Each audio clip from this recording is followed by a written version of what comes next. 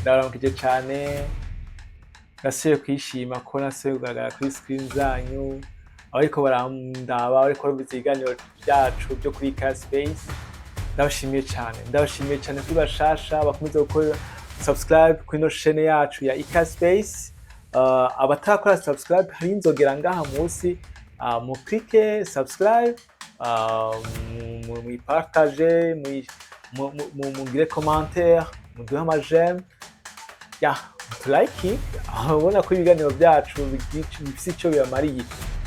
Ndabashimiye cane nanje kuri benshi mukunda kumbaza ibibazo muciye kuri WhatsApp mukambaza ibitandukanye. Ndabashimira cane, nyereka yuko mudukurikirana ku munsi ku yundi. Uyu munsi nawe mwibaza ko tuzaganira iki cane? N'umunsi tuzaganira ibintu biryoshe cane, ndetse ibintu vyinshi tutari tuzi canke dazi twaba twiyumvira tukabona umengo ego. Uyu munsi tuzavugana ibiki rero? Nababwiye yuko kuri E-KAZI space ni platform canke n'ahantu ugwaruka rwumvira ibiganiro bijanye na kwiteza imbere canke bijanye no kwiremwa akazi, business canke entrepreneur canke bijanye na technology. Ni ahantu heza ho kumvira. Nama ndababwira nti ubu nkaba ngaragara ndi jenyine, ariko vuba cane mu minsi izoza hari igihe muzosanga twahinduye milieu, twahinduye aho tuko turakorera ama video kugira muzabona n'undi ugwaruka ivyo riko turakora. Ariko uyu munsi nashaka tuvugana ibintu bijanye n'ama social media, bijanye n'imbuga ngurukanabumenyi, ama réseaux sociaux. Uyu munsi tuzovugana vyinshi cane. Imana inkundiye nifuza ko iyi video iza kuba umwanya muto kugira ngo bize kuba ibintu vyinshi cane. Uyu munsi rero tuzovugana uruhara rw'imbuga ngurukanabumenyi mu buzima bwacu. Imbuga zose tuzovugana LinkedIn, tuzovugana kuri Facebook, tuzovugana kuri Instagram, tuzovugana kuri X, YouTube, tuzovugana ku mbuga zitandukanye. Ndetse urabona ko nyinshi ziri kugana ama mise en jour, ariko byose tuza kwivugana muri video yacu. Ndifuza ko iyi video iza kumara umwanya muto, ariko ize kubera ibintu byinshi cyane. Dutangure kuyahiga baje. Tangure kuri Facebook, tangure kuri Facebook. Reka nababwire, wari uzi yuko izi mbwa dukoresha kera cane mu dufite kera gose mu 2005, mu 2004 na gatatu ukoko dufite mu 2005 ko nyinshi nizo zatangiye kugaragara cane. Ndaza benshi ngaha bazikoresheje kuva muri 2006 7 kuduga, ariko nka Facebook kuva muri 2005 niho yatangiye kuza kumenyekana. Wari uzi yuko kera cane kuvuga dufite za 2000, 2002 2003 ukoko, iyo ufise email ufite Yahoo wumva umenga uri umuntu akomeye cane. Wumva abantu bose ufise ngo ufise Yahoo, umugani yandikiye ngo kuri Yahoo. Kandi kenshi kiya gihe ca kera nta bantu benshi bari bazizi kuzikoresha. Donc ntama iPhone yari bwahabe mu Burundi cane gose, ntama Android yari ahari. Abenshi baje mu cyber, matwe haba mu cyber cane, kandi basaba ku munota umwe barisha nka 5 francs canke 10 francs. Jindi bakora nagiye muri cyber en 2012 muri cyber menga barisha 10 francs, 15 francs, batari 20 francs. Ariko abagiye barisha 5 francs par minute. Ego wasanga rero abantu nta kindi bakora kuri cyber, nta kindi bakora. Wasanga ariko bavisita ama email, ama message, nta baja kuri Google, ko na Google ntabwo no kuyikoresha. Wasanga ariko bavisita ama message kuri Yahoo. Rero wumvise umuntu afise Yahoo, mana yanje, Yahoo. Yahoo ziri mu telefone yacu n'abatazikoresha basigaye bakoresha ama Gmail. Ariko kera ufise Yahoo kumva umenga urundi umuntu akomeye cyane. Ariko reka tuvuge ikintu kimwe. Ubu izi mbuga zamaze kuza zafashe ibintu vyose ziravyorosha ku buryo ubuzima bwabaye bwo ku social media, bwabaye ubuzima buri mu maboko yacu, cyangwa bwabaye ubuzima buri novuga mbere yivuga gute, buri bwaroroshe cyane. Reka ndababwira, wari uzi yuko kera kugira umenye amakuru fata wajya ku masite web ukandika www.org.com.net n'ibindi. Ariko Facebook yaraje, ubu kuri Facebook urashobora kumenya amakuru yose ukayamenya do A a Z. Biroroshe, ni kuja kuri telefone yawe hama ukiyandikisha ukagira enregistre comme nk'umuntu vo mamu, hanyuma ukiyandikisha ugashiramo amazina yawe, mot passe, username yawe, tutusa, hanyuma uhejeje ugatangurikira amakuru yose ushaka. Bisigura ngo kera soko byari bimeze. Mvuze kera mwumve ko kuva za 2000 gushika 2005 soko byari bimeze. Uko kera kugira umunyamakuru byasaba kuja muri cyber, canke nawe byasaba yuko utora ikinyamakuru runaka ugasoma amakuru. Bisa ngo Facebook yaje gushkuraho icyo twita journal. Bijya mu journal paper mubona ama newspaper, kavuga ama newspaper. Ajya mu newspaper hari nk'ubu mu Burundi hari za ndongozi, hari ndongozi niyo yari hari kera neza. Ndongozi wasanga mu mabarabara hamwe ko hadanaza ibinyamakuru za Honuvo. Ubu nta nagikora na Honuvo nibaki. Ubu ni bake bokumva ko bokwenda gukwikina amakuru ari kuri Honuvo bijya bi newspaper. Kuko agiye kuri Facebook ayo makuru nyine ari karondera ashaka kuyabona. Biroroshe, biri easy. Bisigura ngo izi mbuga hajye zaje korosha. Facebook rero yaje gusubirira ibintu byaba bija kuri site web.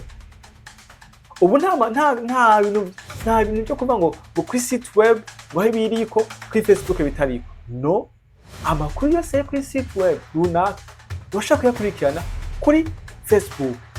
Bisigura ngo Facebook yaje korosha ubuzima bwani buri ku masite.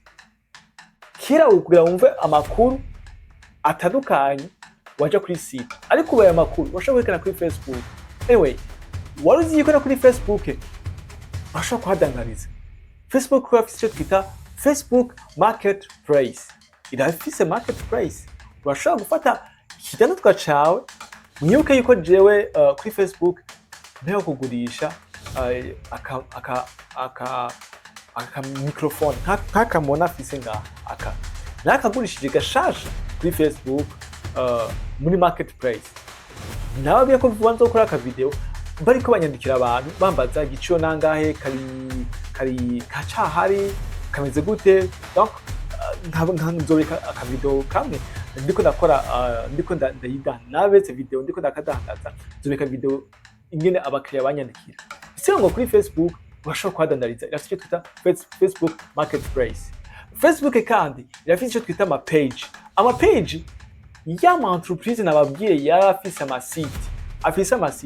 Donc ama entreprise afise amasite, mugabo ayo masite bagiye bakora n'amarezo sociaux yabo. Amarezo sociaux rero barakoze bari identifié canke barakeye page zabo kuri Facebook. Sio ngo bimwe bashaka kuri site hari ibyo bagarukana bagashira kuri Facebook. Bisa ngo urashobora kumenya amakuru kuri Facebook yavuye kuri site. Urumva ko Facebook rero yaje gufata biratangaje, yaje gufata yama newspaper ko dusoma kuri internet, irayazana iyashira kuri page canke mu group canke kuri personality y'umuntu. Ugasanga umuntu askafise avuga akazinduka mu gatondo agakora videwo, akazinduka mu gatondo agaposta, akazinduka mu gatondo agashiraho utuntu. Ariko kera byari bigoye monshe, kuko kera kugira uvuge ikintu bakibone wenda gushaka kuri site. Ariko kuri Facebook biroroshe. Mwumve ko Facebook rero yaje gusubirira novuga ama newspaper. Mwumva akamaro ka Facebook yaje gukora. Twimviye yindi social media twovuga tuvuge nka Instagram igihe ndiko navuga kuva muri ane za 2000 gushika muri 2005 même na 2006 2007 Instagram mwibuke nimba muzi icyo twita ama magazine donc ibintu byari bitwa ama magazine kavuga magazine kira wasanga hari nk'ibitabo twakunda gusoma nkiri umwana ndavyibuka nkiri umwana ba nkiri muto nazi guca ubwenge hari ibitabo twakunda gutora tugasoma ubizinguruye wasanga birimo nk'amasaha ibirato impuzu abagabo bambaye amakostume abadamu bambaye impuzu nziza wasanga amafoto meza donc afise quality donc afise qualité nziza yari ama magazine atandukanye n'ama newspaper byari papuro bimeze ukundi kuntu wasanga ari birebire ariko ama magazine cyane nk'igitabo washobora gusoma ugaruka kirimo amafoto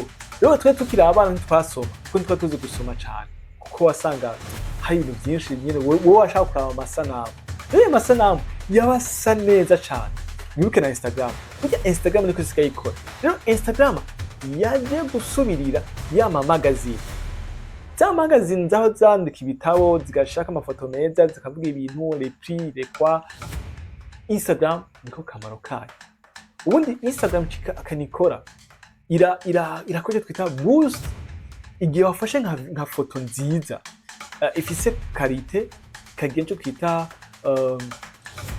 netite nziza uzawe kuri Instagram hakunda kuja ko amafoto meza n'utu video twiza cyane igihe foto yaba ari nziza cyane yonyine Instagram ashobora kuyiboosta ugasanga abantu benshi bayibonye mu mwanya muto kandi atari uruhara wabigizemo yuko Instagram idakunda ibintu bya partage Facebook ni ibikunda ariko kuri Instagram nta ma partage haba cyane ariko urashobora kujabuka cyangwa ikazamuka kubera qualité ya video cyangwa qualité ya foto yawe Instagram rero ni ahantu heza ho kudandaza cyane ni ahantu heza ho gushira amafoto meza cyangwa kurabira amafoto meza gusumba uko woja kuri Facebook urumva ibyo bitandukanye ugamije ko Instagram yaje gusubirira bya magazine byahora byandika amafoto byahora byandika ibintu bigashaka amafoto bigashaka ibirato bigashaka impuzu ugasanga ni nka Gucci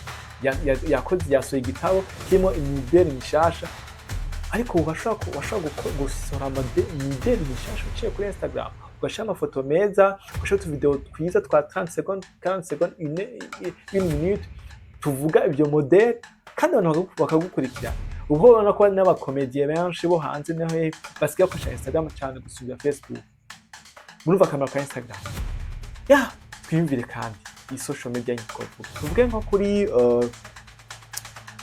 kuri X ariyo Twitter X Twitter nkurumva ko Twitter yaje gusubira ikintu cyane uyumvire Twitter je kuri jewe Twitter ndavye Twitter yaje gusubirira icyo twita amaradiyo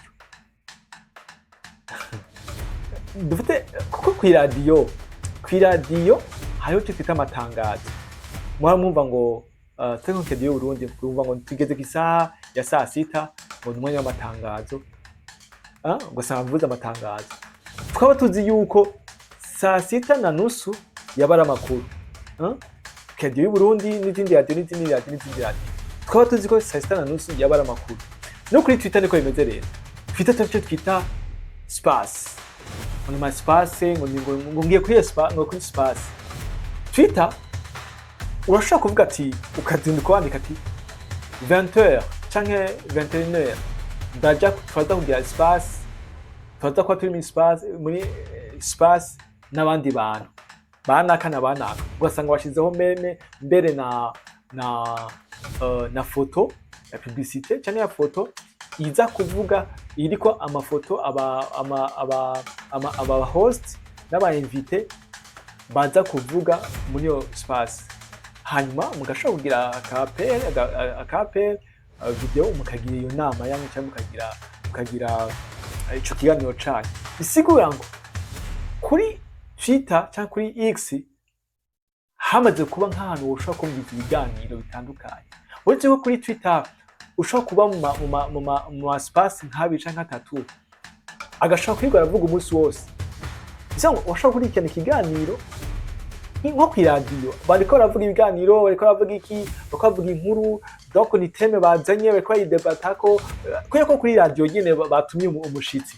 Bisanga Twitter ni ahantu nimba wumva ukeneye gutanga itangazo rishasha ja kuri Twitter. Niba ushaka yuko abantu nyene bari professionnel bumva ivyo ugira ubabwire, Twitter nta kindi ikora. Niba uva kuri Twitter udashobora gushaka utuntu twose. Twitter ushobora gushaka utuvideo twose ngo uriko uragira ante, ngo uriko urakora make-up ngo utagira ivyo bijya kuri Instagram. Ariko kuri Twitter ni ahantu ubwo ati no munsi ndabafitiye ikintu gishasha muze kuza duhurire muri space tukiganireho. Ni kujya ko kuri radio nyene. Murumva ko ama social media hari ibintu yagiye gukuraho.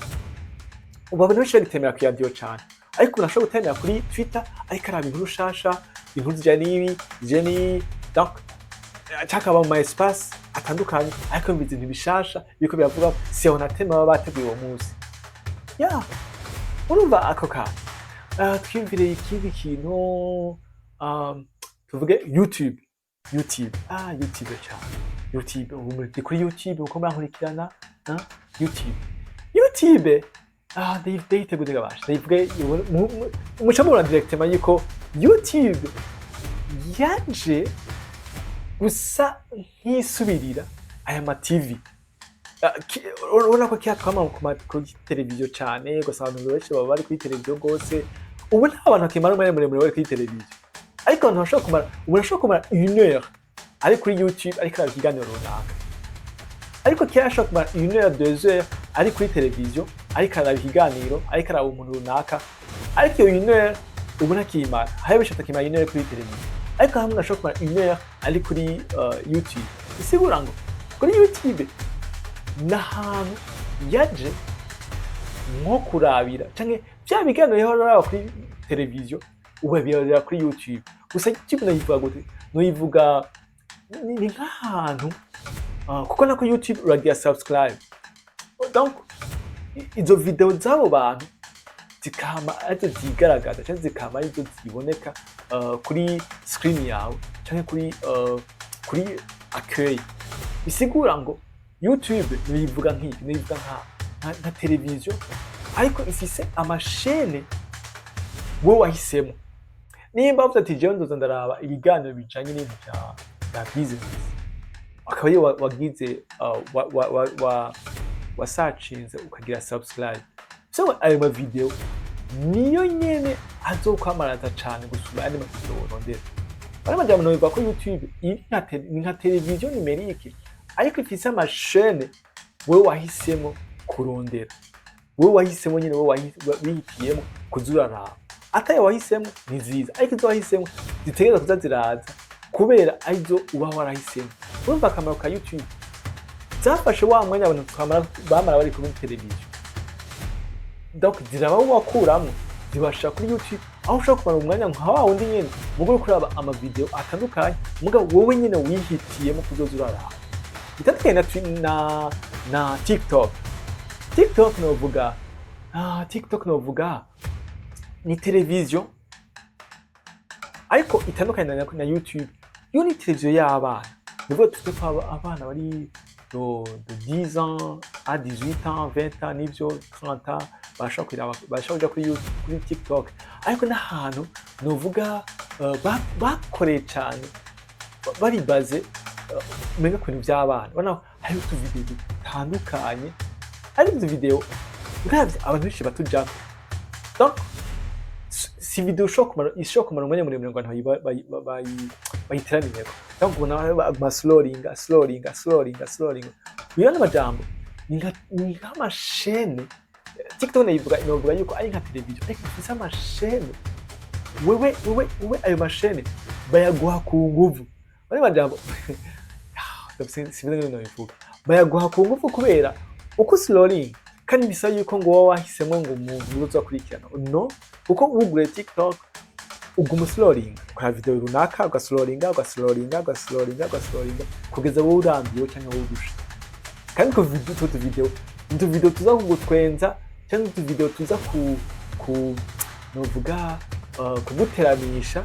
Ayo majambo ni nka platform bakoreye abana bato, ukavuga ati abana bakuze kwaje kuri YouTube, abana bato katokora kandi ga platform ka TikTok baje kwidagaduriramwo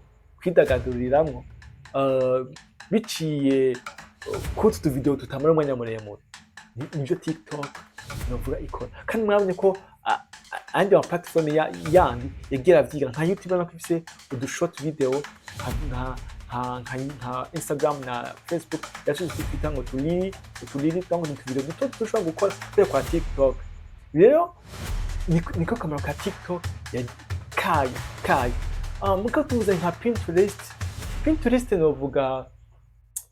Pinterest novuga aho nisho batazi Pinterest ndavyibaza muje kuri Play Store mwishakishe Pinterest novuga ni nka platform canke ni nka application ijako abantu bagiye gushakisha canke bagiye kwigisha canke bagiye novuga kwiga kuko nko kuri TikTok bashobora kuba utazi nk'ubu nona mfise uruhome ruri inyuma bana kandi uruhome rusa n'ucafuye donc n'uruhome murarubona rurera, ariko ndashaka kuja kuri Pinterest nkavuga nti ni gute uruhome ruri inyuma yanje norugira decor ku buryo ndiko ndagaragara ku ma video babona decor inyuma.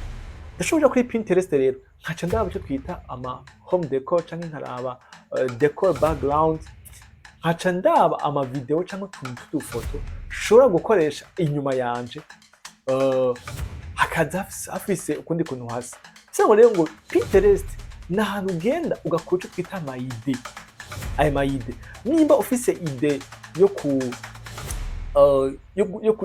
gusiga inzu yawe jya kuri Pinterest.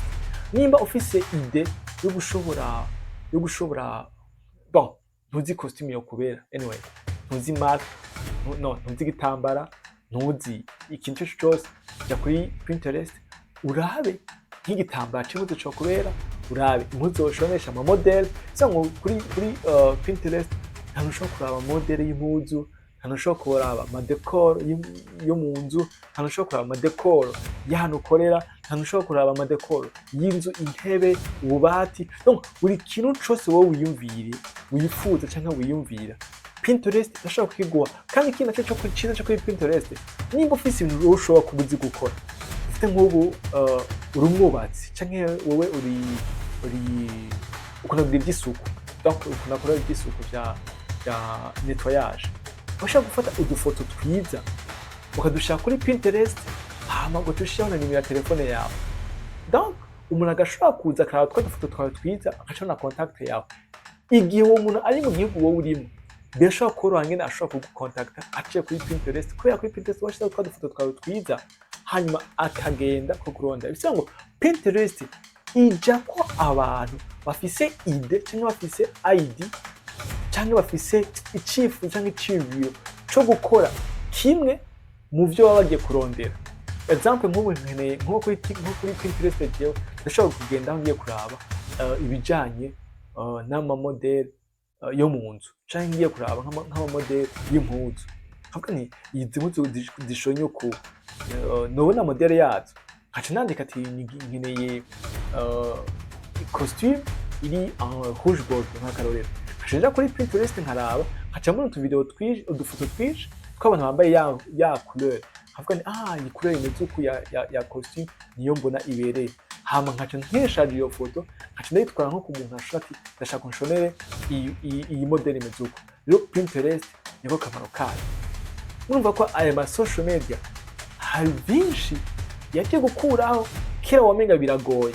Niyo mpamvu ubu umuntu ko afite email c'est normal, umuntu ko akoresha Facebook c'est normal, umuntu ko akoresha aja kuri Instagram akaja kuri TikTok akaja kuri afite WhatsApp c'est normal. Ariko cyase ko byari bimeze. Rero wiyumvishe yuko izi mbuga ngukanabumenyi hari vyiza byinshi zaje gukora. Ndabashimiye cyane abakomeza kudukurikirana. wowe kiri mushasha ukomeze gukora subscribe hama utumye umugenzi wawe nawe umugenzi watumye undi mugenzi wiwe kandi undi mugenzi wiwe natumye undi mugenzi wiwe mube benshi kuri no chaîne yacu ya YouTube yitwa E-KAZI. Video itaha ndafunze video imeze gute nzobabwira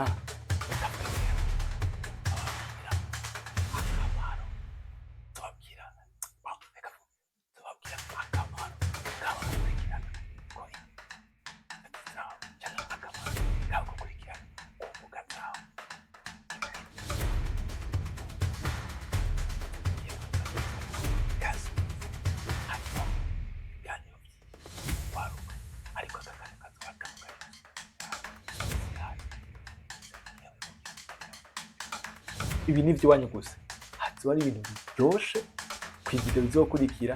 Izo video ifise novuga izo ifise umumaro cane kuri mwebwe. Nabashimiye cane. Ciao ciao.